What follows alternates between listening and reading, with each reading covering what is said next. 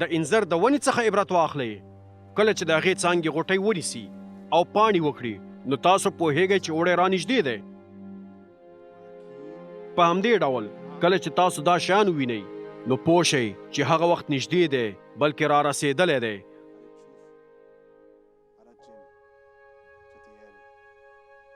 په یقین سره زه تاسو ته دا وایم چې دا نسل به تر هغې پورې له منځه لاړ نه شي تر څو دا ټولې پیښې رامنځته شوي نه وي.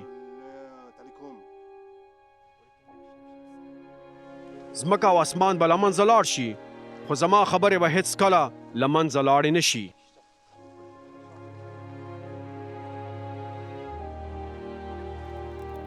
خو د هغې ورځې او هغه ساعت نه هېڅوک خبر نه دي، نه د اسمان فرښتې او نه زوی، یوازې پلار پرې خبر دی. پام کوئ او بیداره اوسئ ځکه چې تاسو نه پوهیږئ چې هغه وخت به کله راځي. دا د هغه سړي په مثال دی چې د کور نه په سفر روان شي او خپلو نوکرانو ته اختیار ورکړي چې هر یو د خپل کار وکړي او د دروازې ساتونکي ته حکم وکړي چې بیدار اوسي. نو تاسو هم بیداره اوسئ ځکه چې تاسو نه پوهیږئ چې د کور خاوند به کله راځي، ماښام یا په نیمه شپه کې، په چرګ بانګ یا د لمر خاته په وخت کې، هسې نه چې هغه ناڅاپه راشي او تاسو په خوب ویده وویني. زه چې تاسو ته څه وایم نو هغه ټولو ته وایم، بیداره اوسئ.